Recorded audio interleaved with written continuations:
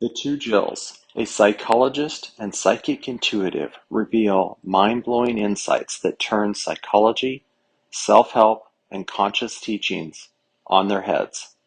Why? Because they work. Real help, sincere growth is here. Welcome to Psyched. Hi, Jill. Hey, Jill. Good to see you. It's good to see you too. It's good to see you. I feel like we're back. We're back. It's like Yeah, it's been a they while. probably our listeners and watchers don't even know, but we had a couple breaks there and we preloaded, and now we're back together again. Now we're back. So Jill, All what right. are we talking about today?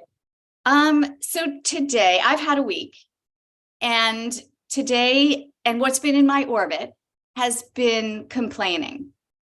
And whether people are complaining to me or I have an impulse to complain, I've started noticing the energy of complaining, and I thought it would be a good topic to talk about today. I love it. I love it. Yes, I'm game. I will admit that I am pro complaining if it feels purposeful in terms of like it's aligned with a value system or something like that. I can be super funny. Jill thinks she's funny is kind of a line I use sometimes. I think I'm funny sometimes when I'm complaining. So I like to, it's cathartic for me to make something that is, really disappointing to me / maddening, to make it into a funny thing that not only makes other people laugh, but makes me laugh too. At just some little wit and humor. And isn't this ridiculous? Oh my God, kind of Seinfeld-ish. And I think complaining to a certain extent, like you're saying, can be used as a processing tool of something that just happened. And I call it off-gassing, right? Mm-hmm. So there is this valve sometimes that we just need to open and kind of let go. But the complaining that, and that usually I think in that complaining, there's a self-awareness to it. But then there's this other complaining where somebody has like a pile of garbage inside and they need to give you their garbage, right? So as a therapist, I was very clear with my clients, and I still am. I am not a receptacle for your garbage. If you want to talk about something, maybe in a complaining way, that's fine, as long as it's attached to me, attached for me to something that gets you out of the space you're complaining about. Is there an end to it? I guess is the words I want to, is there an end to this, or is this just a continuous loop of this, even the same complaint? I really make a lot of distance between myself and those individuals that are just constantly, it's sad. It's not that I'm not compassionate. It's just that I don't think either one of us is going anywhere with this. And I hear you on that one.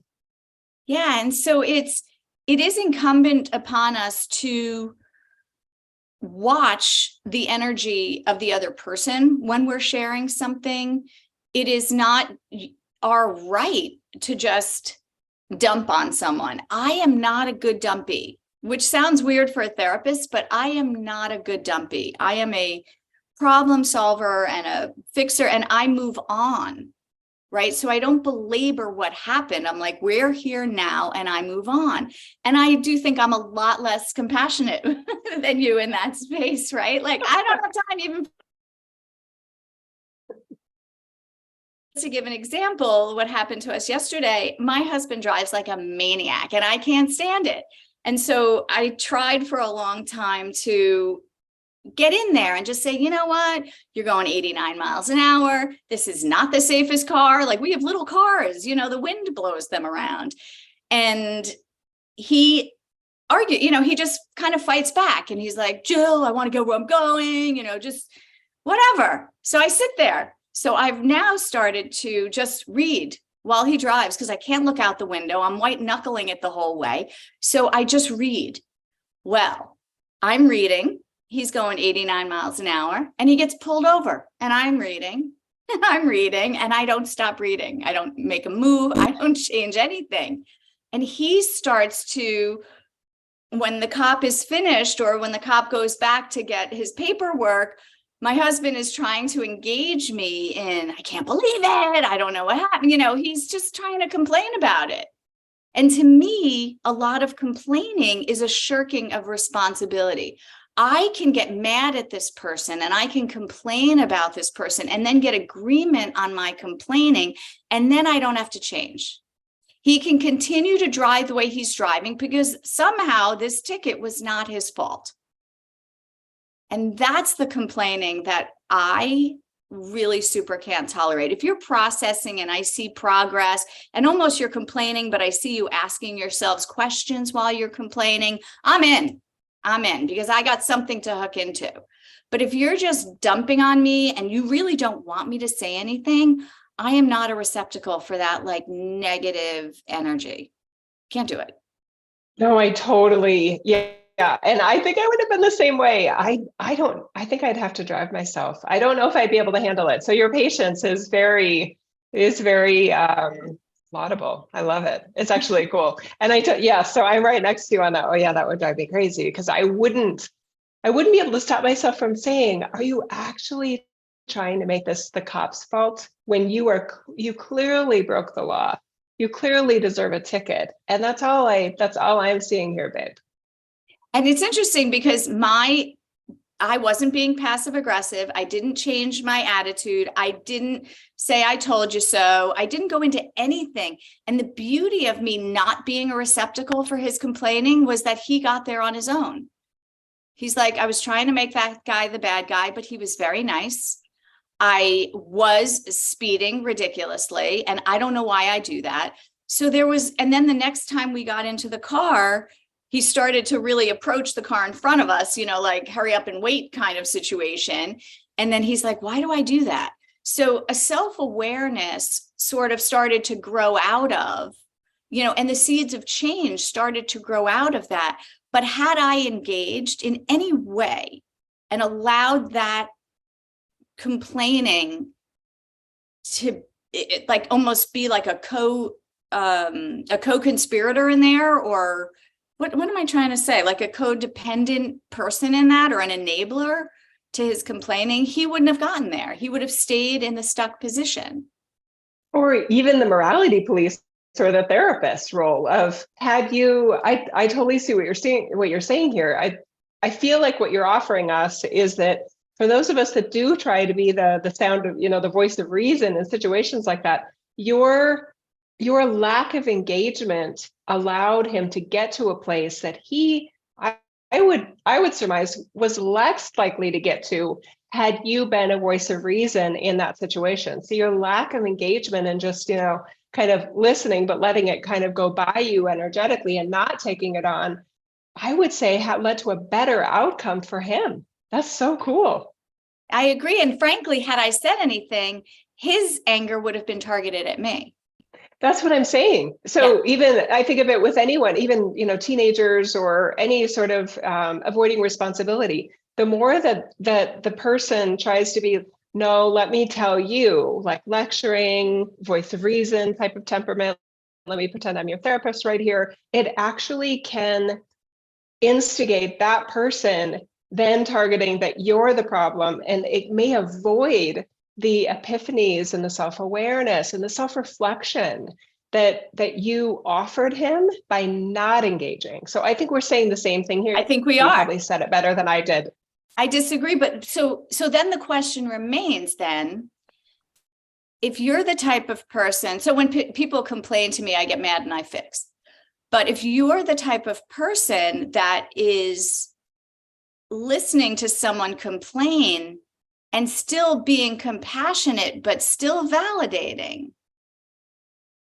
are you shutting off their ability to have that self-awareness? And it's a question. I'm kind of for me, and I think it is a great question, and I don't want to rush past that because that was really important. For individuals, and this is a process I use that some individuals may want to try out, it's almost like a 3 strikes rule. If I've been listening to the same kind of woe's me, or life isn't fair, or I don't know what to do, I'm so stuck, and it's the same the same situation, the same struggle 3 times. At the 4th time, I'm like, I wish you well with that. Sorry, that's happening. And then I change the topic, or I, the email's over, or I end the phone call or whatever. And then I just kind of make more distance between myself and that person. I don't call them to follow up how it's going the next day. I'm leaving the ball in their court in a way, and hoping, obviously, that they will have some epiphany or self-reflection, or that they'll utilize somebody else to complain to. Because you and I are so similar, Joan. I think that's why this podcast does work. We're very growth oriented and results oriented, and anything that is obvious and 3 times is a lot, right? It's enough. That is a lot. Okay, I don't do that. I think you're so sweet. I think you're kind of there. Now, sometimes I rush them to third base quickly in the way of just like, okay, I have a feeling you've told the story 3 times, possibly today. So you count my 3 strikes and you're off. You know what I mean? I'm not wishing them well. I'm just loving myself enough to not want to be investing my time and energy into something I'm pretty sure isn't going anywhere. And they could complain to anybody. And that kind of feels like all they're doing. They don't want answers. They just want to complain. And I don't have an interest in that. They want to complain, yes, but they also want to continue doing exactly what they're doing. Complaining is a reason not to change. That's the in part. Most instances. That's okay. I want to get defensive I'm not talking about that, but I want to hear you. You go ahead. Yeah, the processing one, where it's just you kind of talking to you, but maybe there's another person there, that doesn't have the same energetic tenor. And people know the difference. People know the people who are working through something and complaining versus like, I get to shut down because everybody else is the problem. You know the difference between those two. Yep. So you were saying that when you said complaining right there, you were talking about the type of complaining that isn't going anywhere. It's not growth. It's not processing something. It's just another, abdication of responsibility, if that's correct. The right word. I think it's incumbent upon people, because complaining is a protected right. It is. For better or worse, we feel like complaining is a valid thing to do. So I think what I'm saying is, for the people who go into a conversation with complaining, when they meet new people and they start complaining, it's like, watch your complaining radar. Watch how much you're complaining. Look at other people's complaining radar. And start to ask yourself, am I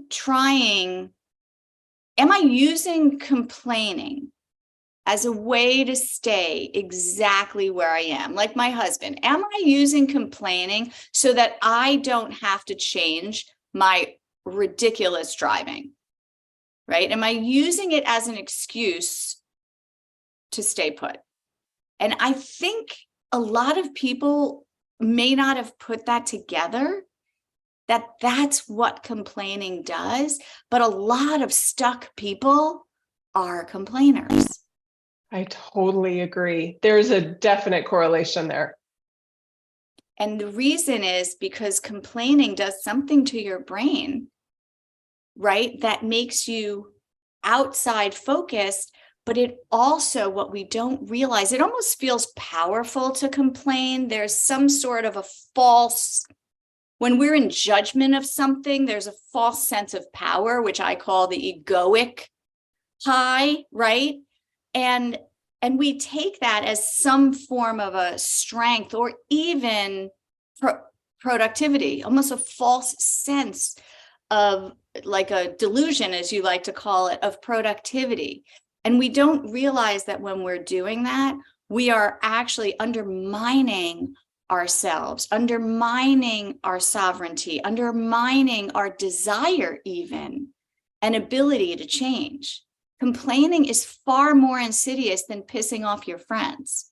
It really has a personal price that we pay.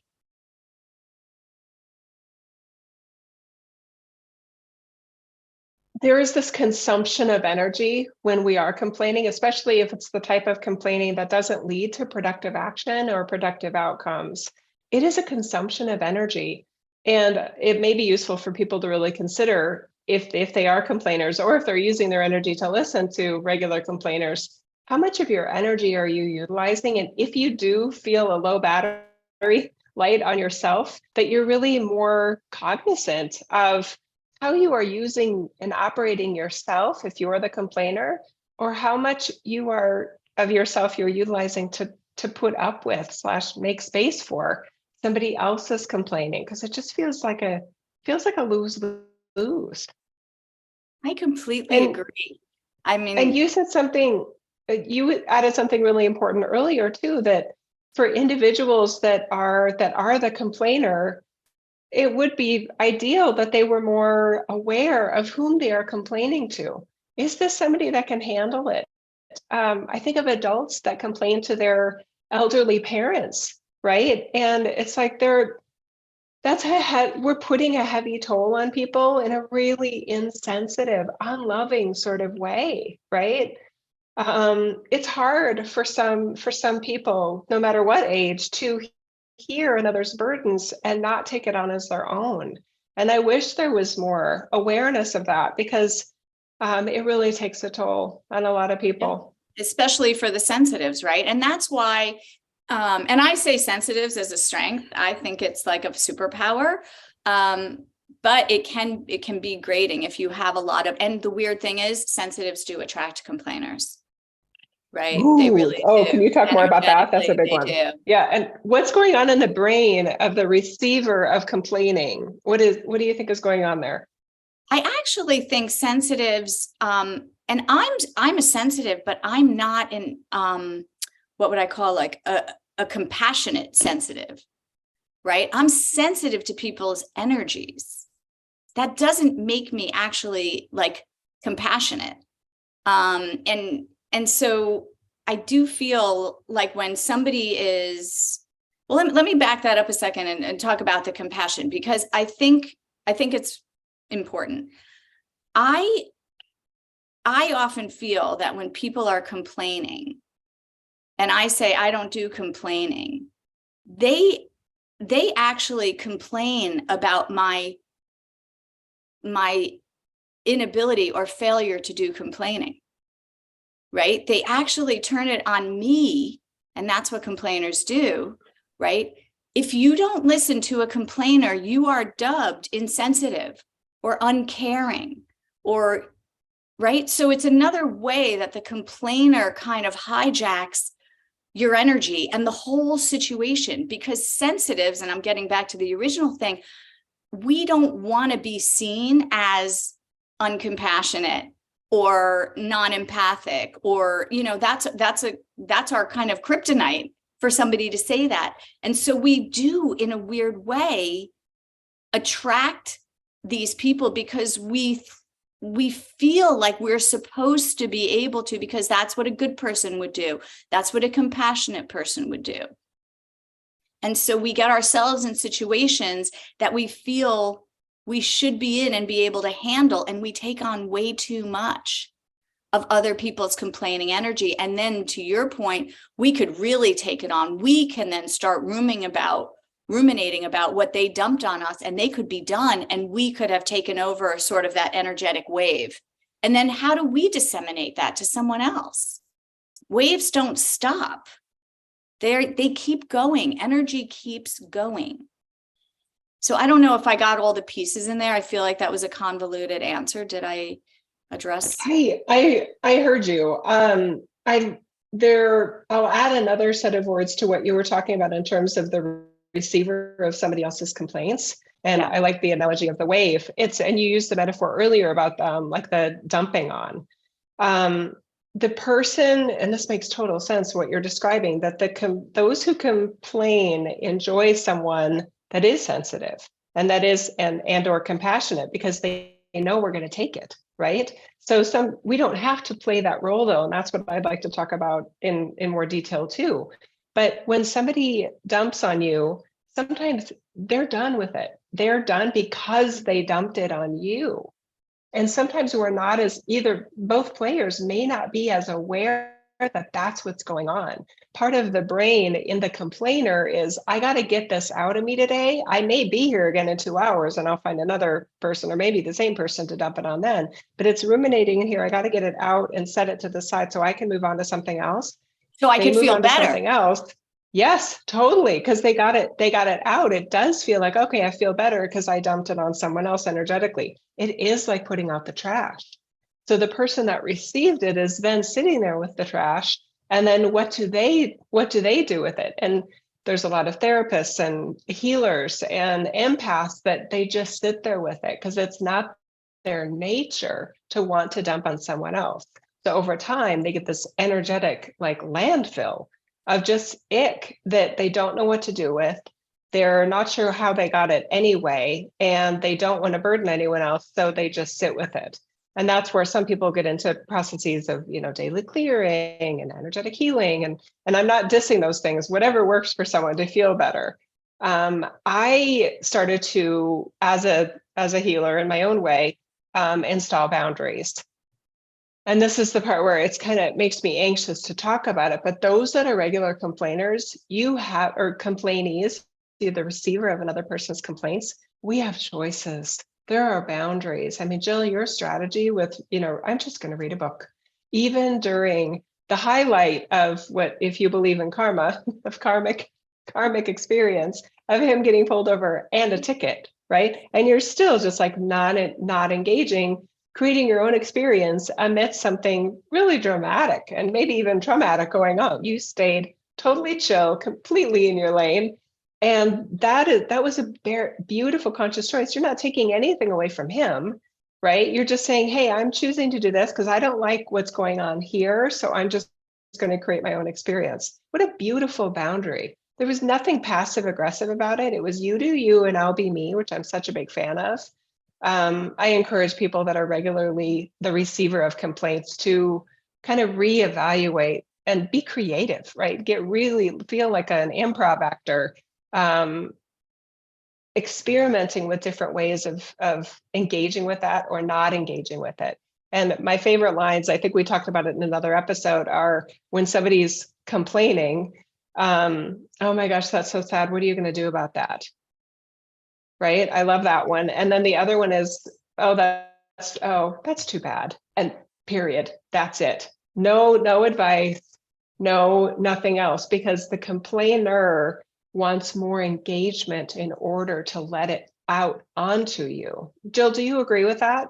I do. It's the misery loves company kind of thing, but it doesn't love company. It loves transference. It loves the transference of energy from me to you. It's almost like abusive. And a lot of times I do feel abused by complaining.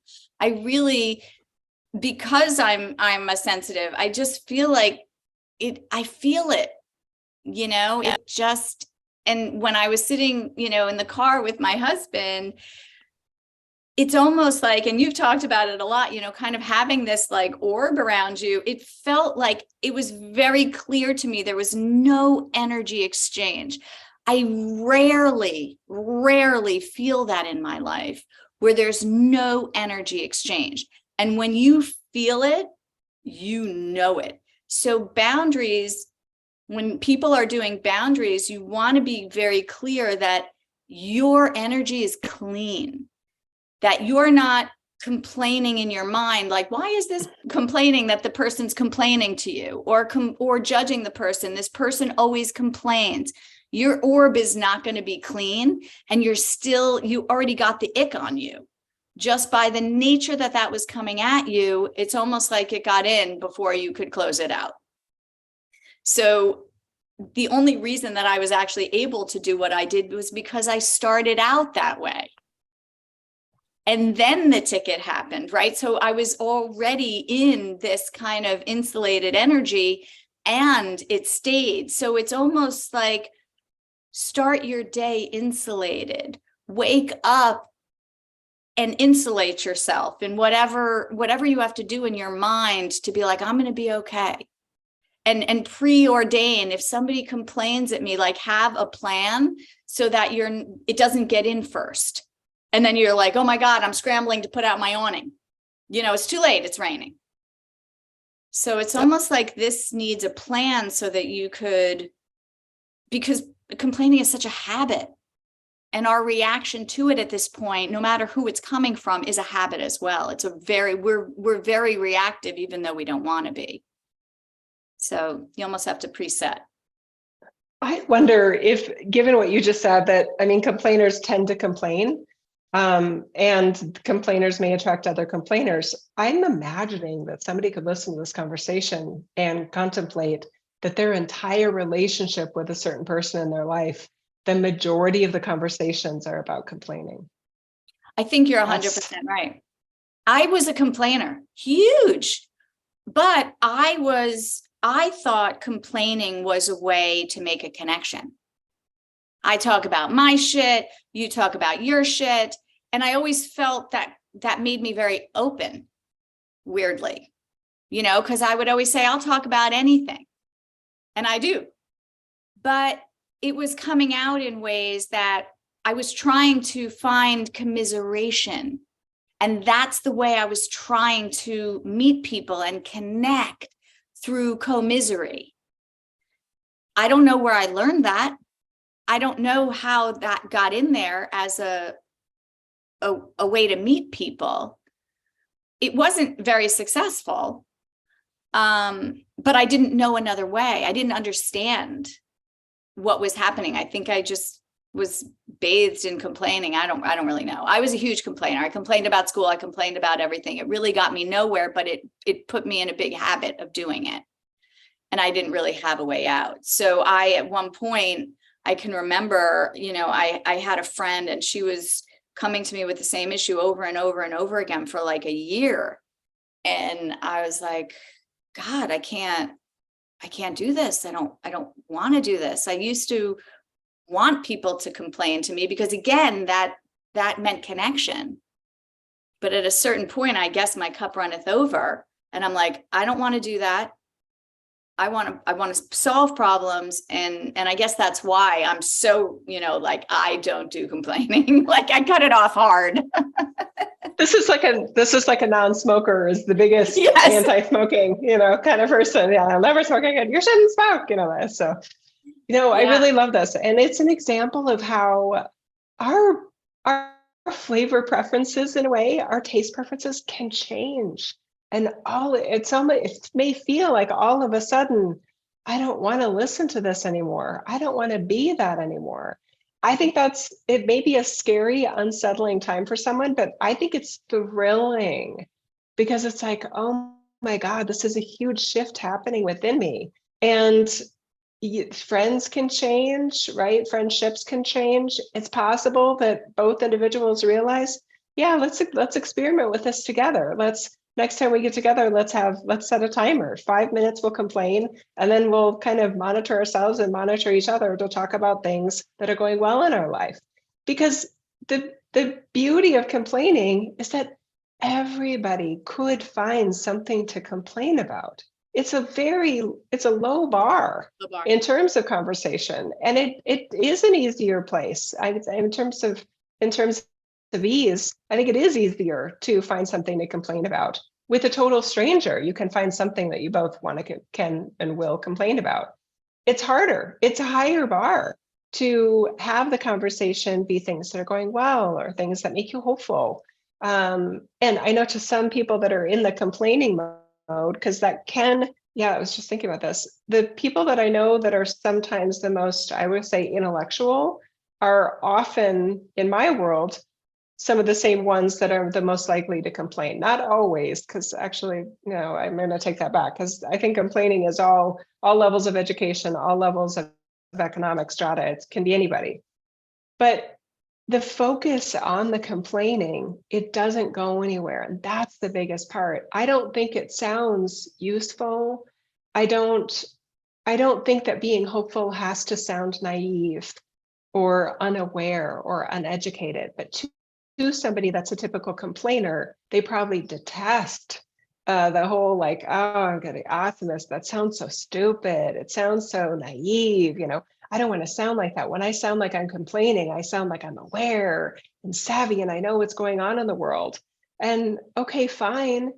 But if that isn't fun for you anymore, and it might just stop being interesting, stop being enjoyable, it ends up being worth it. I think you're right. I think, that it's the complaining kind of breeds complaining, right? So you look for things to complain about. Your brain is trained on what's wrong, looking for what's wrong. And of course, you'll always find it. So then there's more to complain about, right? So it is a little bit of a, the gutter ball, and, you're not getting out of there. It really does it does require an active shift, what you're talking about, to decide. And that's why I went cold turkey on it, because it's too seductive. The energy of complaining breeds energy of complaining, whether you find people who are complainers as well. Oddly, I think people who are complainers don't actually like other complainers because they're not listeners. They're not good receptacles. They just let you finish whatever you're saying so that they could one-up you, or so that they're waiting for their turn to complain. So they're not actually a very good match. Complainers don't like each other because it's not— That's a good point. It's not satisfying. It doesn't go in a weird way. A complainer is like Teflon. So they're batting it at each other and it's a zero-sum game. So that's why they're looking for someone who's open, who's a sensitive, someone who's going to say, oh, poor you, which is, again, why I don't say it. Because I don't want to let I'm trying to disrupt the tract. I'm not trying to be mean. I'm trying to be disruptive to what I see their brain doing.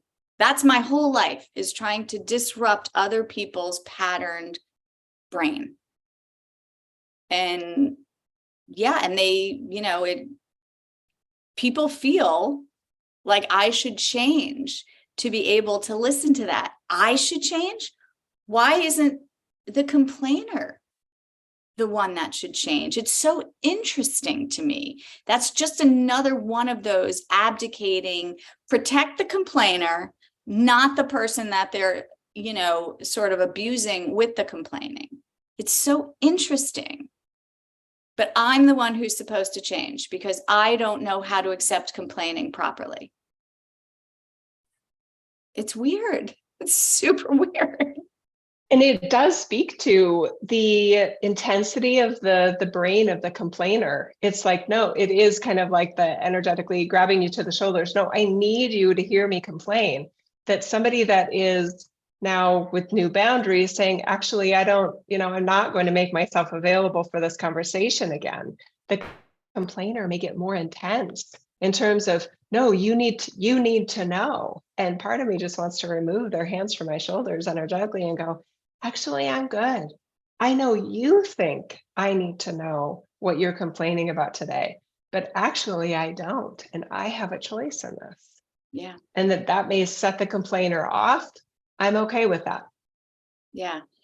Look, and even in my family, I don't, when my kids complain, I actually always listen, but I'm like, okay, maybe you should do this, maybe you should do that. And my daughter said to me the other day, which was super interesting.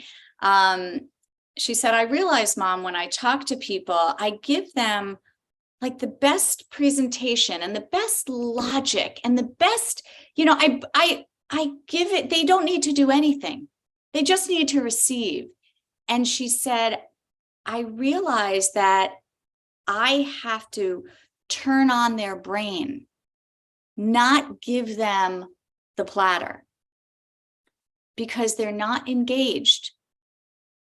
And it's almost like, if you had a hobby, it's almost like buying the hobby ready-made. There's no engagement in that, right? You have to find your way and figure out how to do things and make mistakes along the way and ask questions. And so she's learned that she has to just sort of back up. But the difference is, that some people, and you and I talked about this, some people are ready for change and they're open, right? They're early adopters. So the early adopter, if you gave them a platter, they wouldn't reject it. They would be like, I see exactly what you're doing and I'm on, and we go. But most people are not early adopters to change. They don't want change at all. So giving them the way to do it is actually counterproductive, and it puts them back in like their space. So I think, if people understand that complaining is a hindrance, and I'm talking about the people who don't want change, if people start to understand that complaining is not powerful or self-righteous or any of those things that feel so egoically heady, that it's actually standing in your way of the change that is afoot. It's almost like the harbinger of change for you, but you have to turn that switch on. That's their requirement to turn that switch on. So I don't know if that makes sense. Well, there's two big things there. Let's talk about your daughter in just a second. But the part about, it's almost like a part of me, because I keep wanting to make it into an action step. If somebody were a professional complainer in your life, it seems, given what you were just saying, like there's probably an appropriate response of, get back to me when you have a solution. Get back to me when you're experimenting with an actual problem solver. Because I kind of am not interested about what's going wrong, but I'm very interested in what you think we should do about it. Or maybe even more interestingly, what you are doing about it, because it might be calling them out on their bluff, because the brain of a complainer might be pretending that complaining is solving. Perfect. Yes. And that's interesting because my husband can hear when my kids are complaining about a teacher that they have to have all year, like, my husband can hear it, but he's not a sensitive. So it doesn't go in. He has the cone that I had in the car, like ready made. He doesn't brew about it. They tell him a problem and he's like, oh, that teacher's a jerk. And he moves on. So I would tell my kids, if you need to complain about something and you don't want to solve that problem and you just want to vent, he's your man.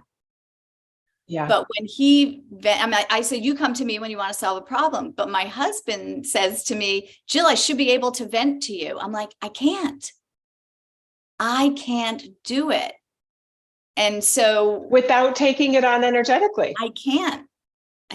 Oh, good that and I'm that way too. And I've created a version that can be the bubble. And I think we had conversations before about how my kids, when they were little, and I was so impressed by them in this moment. They said, when they get in the car after picking them up from school, they'd say, I need to tell you something. And it ended up being a complaint about something that happened at school. And I just need you to listen, Mom. And they started doing that when they were little. And I didn't have the part that we're talking about in terms of, it's hard when somebody's like in 5th grade or a teenager saying, I'm actually not the best person, because when you tell me this, I'm not going to be able to get rid of it. I'm not going to be able to let it bounce off. So let's find your dad or something. But anyway, but I appreciated their sovereignty in that moment, knowing that they weren't interested in my, well, what about this? Or did you try this? Or try that, the solving problem. They just wanted somebody to listen. And that is in my view, and in my experience with these specific instances, that's to me a useful and maybe even productive form of complaining, because they're not doing it to energetically dump on anyone. They're not doing it to hand over responsibility. They're doing it because they need in a healthy way to get it out so that they can move on in their day.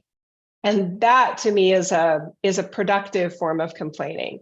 And I need to do this. I had something happen yesterday that I got through well, but I had so many complaints about how it was done. And my husband is so great. And he knows that I'm going to make him laugh while I complain. I'm going to make it funny. And then I'll go, okay, good. Oh, yeah, I got through it. You know what I mean? I'll get to the good part, but I need to have a space for kind of putting words to the part of me that is disappointed, upset, disillusioned, whatever that is. I enjoy the process of putting words to that, and just kind of getting it out, not on him though. It's just getting it out. So it's out of me and not on someone else. When I vent and complain, because I'm not an anti-complainer, but when I do it, I hope it's not to make anyone else take it on for me. And I feel like that's an important distinction of what you and I are talking about, Jill. And I don't think you're a complainer. All the times that I've been with you and we've hung out, you're not a complainer, and I love that about you. So there's that part. If you are a complainer, just watch for how are you doing it and for what reason are you doing it? Are you passing off your trash on someone else, or are you just kind of tidying up some energy that needs some bows on it, or to be contained somewhere so it can, but not on someone else? That's part one. And then part two, if you're the type of person that does not take on someone else's complaining without it having a negative effect on you, that is there someone else in your household, like you were describing, Jill, having the kids, like, okay, go complain to him because he's not going to be thinking about this at 2 a.m. and I will, right? I am like that. I am the type of person that if somebody complains to me, there is a part of me that's just like, oh, I'm supposed to be sitting here with this person's problem. That makes my work really hard, by the way. So there are clients that, again, it's not 3 strikes and you're out. It sounds so harsh, but if I've noticed that and I want the therapists and other people that are like professional, they get paid to listen, and to help and advise, to really hear this, you still have permission, right? You can fire a client.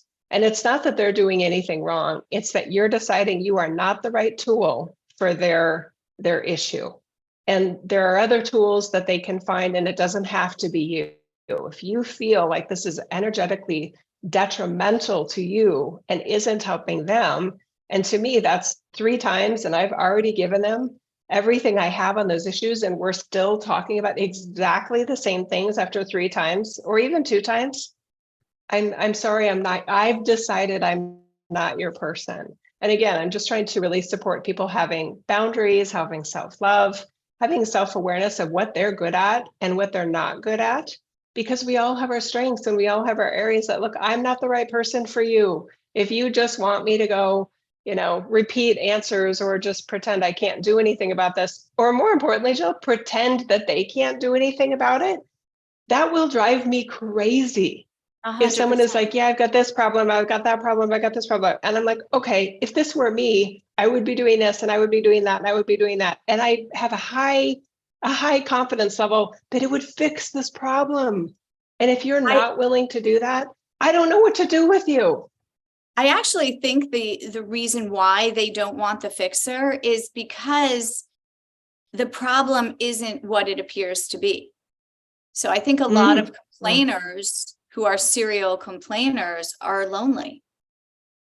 So the issue really is loneliness. They use complaining to commiserate, to make that connection, right? And they kind of don't realize that once that connection is formed, it can't just be based on the commiserate, right? It has to then uplift, elevate, change something, or else the complaining does the exact opposite of what you actually desire, which is connection, right? I think that the what underlies, and we probably should have led with this, but what underlies complaining is connection.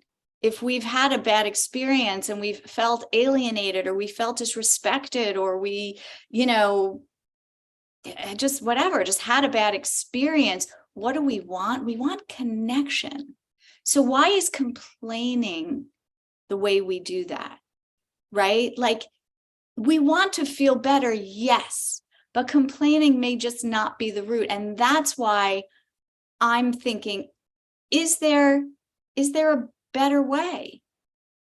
why use this or overuse this as a tool? I do think it keeps us from understanding what we really need, what we really want, or like we said earlier, changing, a part of ourselves that probably is just, past its due date.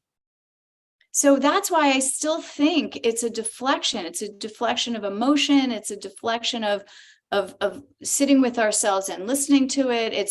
There's an element of self-soothing that's not there. There's just a whole lot of things. If you've gone through that litany, that list that I just offered, and then like you're like, you know what, I had a shitty teacher and I took a test and I didn't like him and the program sucked, and I'm going to tell my husband and I'm going to do a dance and I'm going to be good. That's a healthy relationship with complaining. But I would offer that don't just assume you have a healthy relationship with complaining. Go in there, see what it is, see what it really is. Because a lot of times, and I've told this story before, about the guy in the, in the food bank that I worked at, he was complaining. And he kept complaining. And in the end, it wasn't about what he was talking about. So complaining is it's like a smoke and mirrors game, that That's we're really playing good. with ourselves. I also feel like there's a correlation between level of busyness in someone's life, level of usefulness, even maybe more than just being busy, feeling useful, and complaining. And this might be related to how somebody's using their energy. The busiest people I know that are very like, okay, I'm getting this done and I'm getting that done, or I have this job and I give it my all, they don't have time to complain.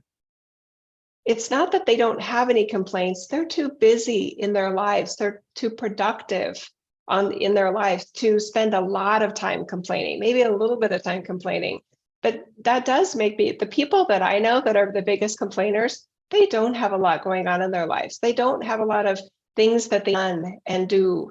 And I don't know which is the chicken and which is the egg there, but somebody that feels like they can't get out of complaining, they may want to experiment with, what do I want to get done today? Because that may actually take some of the time and energy away from the part of them that is busy complaining. That's just a theory. No, that part I agree with, but I do think that I know some very busy people and they complain about being busy. Okay, that's fair. Right? Yeah, there are some you people ask them how you doing and they're like, oh my God, I'm so busy. And I'm like, oh my God, I can't. Right. Maybe they're not busy enough. Maybe they're not busy enough. They have time to complain. When my kids used to complain that they couldn't get their chores done, I gave them more. Did it work? Because they weren't busy enough. Because they had time to complain. You must have time to complain. So, this has been on my radar for a long time, but, even in my life, right, complaining is so insidious because, my husband before COVID would get home from work and I'd be like, how you doing? And he's like, I'm tired every day. And finally, I'm like, that is a conversation like nail in the coffin, right? Like we've stopped using the word tired. We're not allowed to say it anymore because it's just a habit. And for me, when I ask him, how's your day? It's deflating for me to be like, oh, I'm tired. I'm like, get out of here. So we've taken it out of our vocabulary. We're not allowed to say that. And then it's interesting what comes up when you take out the complaint. Right. I love it. I love it that the approach worked. Okay, we're not allowed to say tired anymore. And I could totally imagine you saying that. And another approach, just a different approach, not a better approach, is if I were, because I have this with one of my kids, she does the same thing. How are you? And I can't stop myself from saying, how are you? But I'm trying to monitor my own words and tell me about your day. And that's a less of a welcome mat for the answer of tired, because that is really what I want to know. Yes, I want to know how she's doing, but I want to hear about her day. I want to hear about her in her day. Yeah. No, of course, it was just. I'm not judging you. I love that you did it. We're not saying it's tired anymore. I'm just saying, it's insidious, right? Yes, so I'm just saying you may not realize the things that are complaints, like we wouldn't have seen that as a complaint, but energetically be aware, this is basically the energy of complaining, right? And kind of going a little deeper. And so good. even asking the question, why do I care? And if I don't care, why am I sharing it with someone else? Why would they care? Right? Like, Oh my God. not only sharing stuff that shouldn't be shared, it may be just boring, which is another alienating factor for people who are trying to bring people into their orbit. Instead, you're putting them away. This is a very good point. If somebody is lonely and they feel like they're not getting invited to things, or they know that some group is getting together and they weren't invited and they're wondering why, that would be a really good thing to think about. Is if you had been invited and they asked you how you were doing, would you be talking about something that is basically complaining? Or would you be talking about things that you're hopeful about in life and that are energizing you in a positive way, a productive way? What good thing are you up to now, right? Normally when somebody says, how are you? I say I'm good. I don't say I'm tired. And that doesn't make me better than anyone else. But I think that may speak to, are you the type of person that given the opportunity, you will say something negative to shut down anything else going on? Or are you the person that gives a nice little ball to kind of keep the exchange going? Again, I'm not trying to make good or bad out of this, just awareness. But being a complainer is slippery slope for all the reasons that we've been talking about, Jill. And I think there are some people that they tended to be optimistic. They tend to be the one that has a, engaging, uplifting, inspiring even conversation with people, but something happened and they just got stuck in the complaining mode and they kept gravitating towards elements of misery and the doldrums, and it became their personality. If you were positive and now you're negative, you can change that. If you have always been negative and want to try being a naive positive person, try it out. You may like it better than you think you will. And that's why I am so much happier not complaining and not looking for things to complain about. That was really, you don't realize that you do that, but you do. And I am so much happier now. And that's why it's really off my menu. I rarely do it. I had guys the other day who were putting together they were bringing in stone for a project that I was doing, and they fucked it up. The stone, it was terrible. I don't even know what to say. It was so bad. And I was telling them everything that was wrong with it. And, at the end of the day, I forgot that there were humans attached, to this project. And I was, after the initial, assault on these guys for not knowing how to do their job, I calmed down and I said, I'm sorry, you had to watch my process. I said, I am fine now. And the guy said to me, he looked at me and he just said, I really just want you to be happy. Right. And he just melted. It was like a melt moment of like, there's a human being on the other side of this. Treat them well. Treat them with respect. Complaining is not that. Right. And when he just said that to me, I was like, you know what? I know I wasted 2 hours of your time. I apologize for that. Let's put the stone on. It's completely miscut. One counter is deeper than, it's terrible. But I don't care. It's almost like complaining makes you care more than you care. It's a broken, and like you said, it's a slippery slope. It gets you, it gets you deep in places you probably don't want to be. I would say I'm going to say in 90% of cases, I think complaining takes us to a bad place. And other people. No, I agree. I've been in those situations too. Was it the template for like stone countertops? I'm so sorry. I have a countertop that, oh, sorry, my hair got weird. I have one countertop that goes, so it extends a little bit. So it's kind of at level with the end of the handles on the drawers underneath. And then there's another countertop in my same kitchen that doesn't have that same edge. And That's I'm what I just got. like, and I just remember going, and yeah, I was like, well, how can we make this right? And he was like, well, I could pull it out a little bit. Where's your tile going to hit? So we tried to make it best, but it isn't right. It isn't right. So I feel, yeah. Going back But to I'm your over daughter. it. And you Yeah. know You what? let it go. And Yeah. You let it go. Yeah. I let it go. And I think that's the other piece of this, because we were saying earlier, you know, that complaining like kind of helps you vent. I don't think so. I think if I held the complaint and the negativity, even though I said go ahead with it, I would have seen that every day. I just would see that mistake. And again, that's what I'm talking about. You look for what's wrong, right? Because frankly, it's justified in a lot of cases. I'm still, even when it's justified, I would say get rid of it, right? Because it just takes your brain in a direction that is not good for you. To walk into your kitchen every day and focus on that flaw, that's fucked up. I know. So No, I'm able to now, because that guy just kind of melted me, and I did the work of like, why do I care? There was a change that took place in me. Before I would be like, I'm not going to be okay if that's not right, because that's all I'm going to see. And then I'm saying, no, that's not the way I choose to do this. I choose not to basically every day in my head see the flaw and complain, even in my head.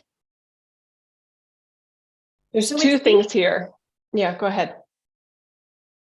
There's two things here I feel maybe can be kind of solidified.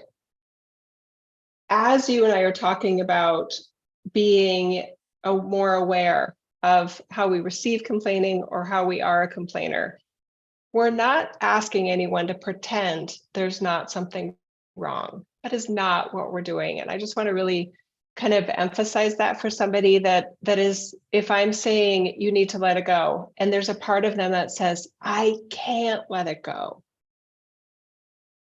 Maybe that's the wrong word for them then. And maybe it isn't about because letting it go doesn't mean pretending there's not something wrong. No, it means right, you did. And it's so cool. And yeah, it's a shift in perception. That's right. So the words that I want to put to that shift of perception is, we're not asking anyone to pretend there's not something wrong. We're asking you to experiment for your own well-being and the win-win of everybody. How okay can you make yourself with something not being right? Because if not you, Jill, but if I only give my attention to what didn't go perfectly with my remodel or with the world or, politics or whatever, I will make myself miserable. And I love myself too much for that. So there is this weird thing that maybe somebody that's only a complainer can't see yet, is that if I'm not complaining, that means I'm pretending everything's okay. No.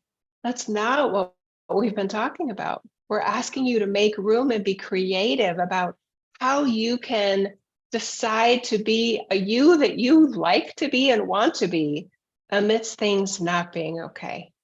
And that to me was seeing someone else as a human. So beautiful, Jill. I was such a great example on the stone. And that guy, he could have fought me and I would have fought him and I would have made him take it out and recut that whole thing. I'd start from scratch. Like this would have been, but he reminded me that he was a human. And honestly, he saw me as a human. There's no way, if he just saw me as a customer or an invoice or a paycheck, whatever that was, he never would have said to me, I just want to make you happy. And it was genuine. And that's the beauty of it. There was the connection. There was no connection when I was complaining or whatever. And I want him to commiserate with me and tell me he did a bad job. He didn't go there, even though I wanted him to admit that he screwed it up, right? Because misery loves company. and I wanted somebody to blame, but there was a higher thing there that he started, not me, him, by saying that to me. That could have gone so differently. So I think a lot of the complaining aspect is we get stuck on the thing and we forget about the humans. And humans make mistakes on the regular, all the time. Yeah. And there's you do, choices. and they do. And if you're not perfect and they're not perfect, that's perfect. And there are choices. And I just want to point that out too. I don't, and I just want to say this to the listeners and viewers, Jill, that may think we're saying you need to be okay with other people's mistakes and just accept them.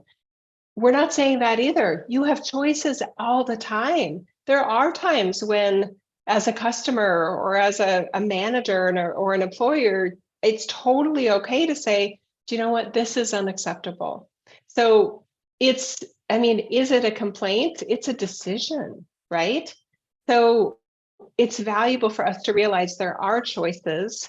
I think what we're talking about here in the midst of this, the bigger part of this episode is complaining that doesn't go anywhere.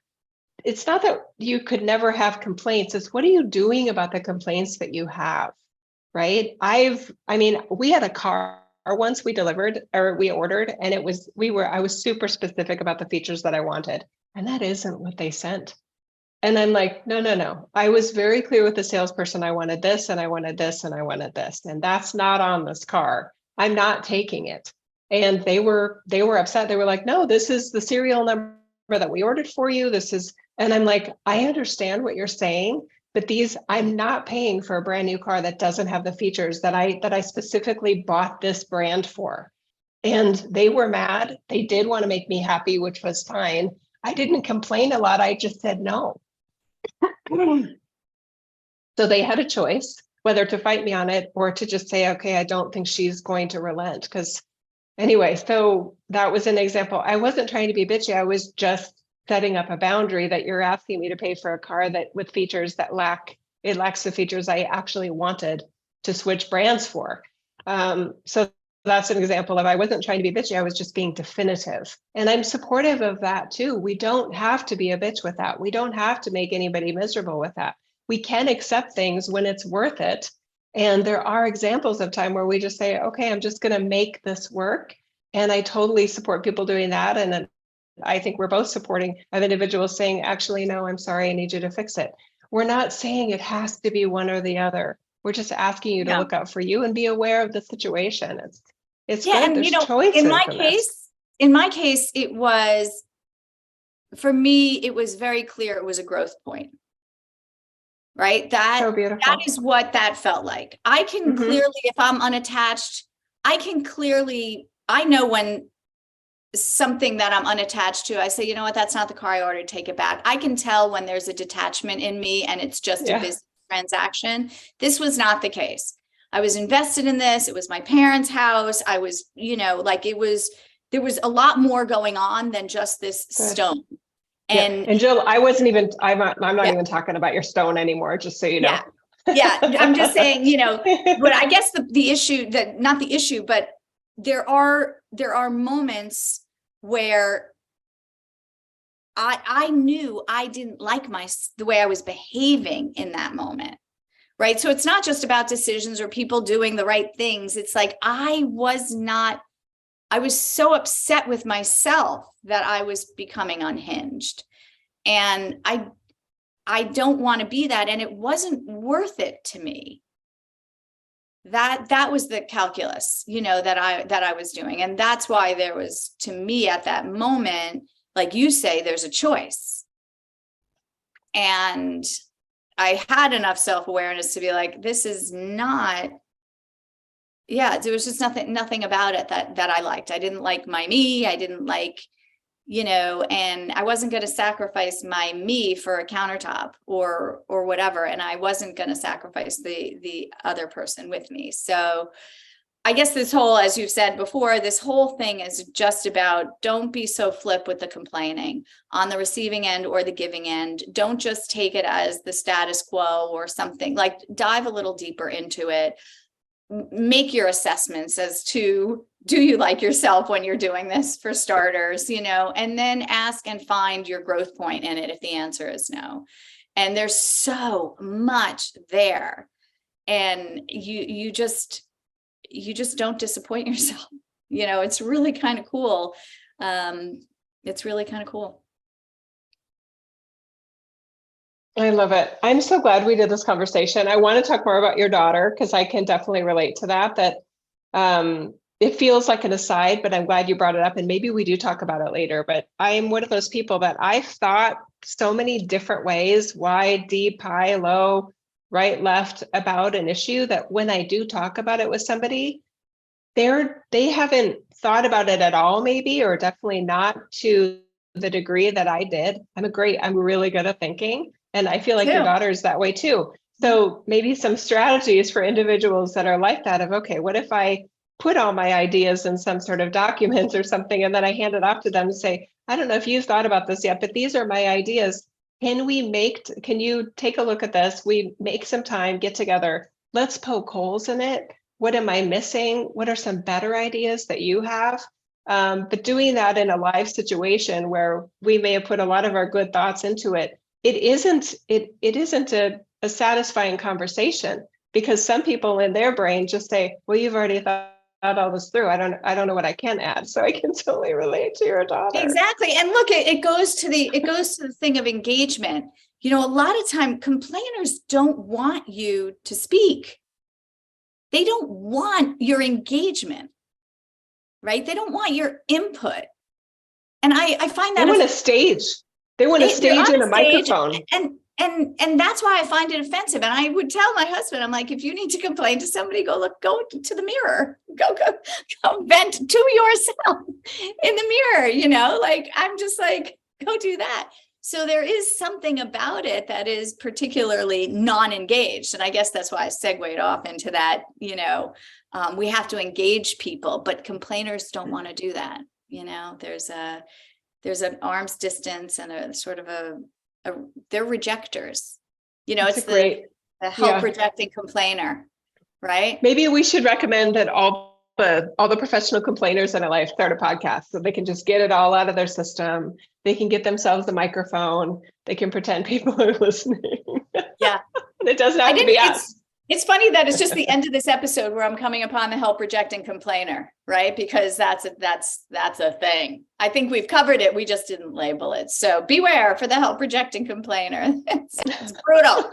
So brutal. Good. And I'm really cheering on those that have a profession where they feel like they're just like at the mercy of the latest complainer, and that they feel like they don't have a choice in that. I'm just really championing you that anyone that's complaining regularly to you, you have choices. You don't have to be the receptacle for another person's complaints. Loved ones, friendships, clients, patients, whatever that is, you have choices. Yes. And, I know we should have wrapped up like an hour ago, but to that end, complainers don't talk about themselves. Typically, they talk about other people. And if you want to engage a complainer, what I did as a therapist would say, there are only two people here. It's me and it's you. I can't fix someone else, so we're not going to talk about someone else. And it helps the person talk about themselves and stay in topic. And it's actually very hard, but it's a really good thing. If you have a complainer and they're complaining about a third party, cut that third party out and just discuss how we're talking about you. We're talking about you. We're talking about your life. We're talking about the opportunities you have. Yeah. And it does a really good back. strategy. Yeah, it does. All right. I think it's a wrap. Yeah. Anyway, love you so much, Jill. Thank you, everybody. I'm glad we talked about this topic. I think we covered it from a lot of different angles, and I really like them. And good stuff. Thanks, Jill. We'll see. It's a wrap. Love you.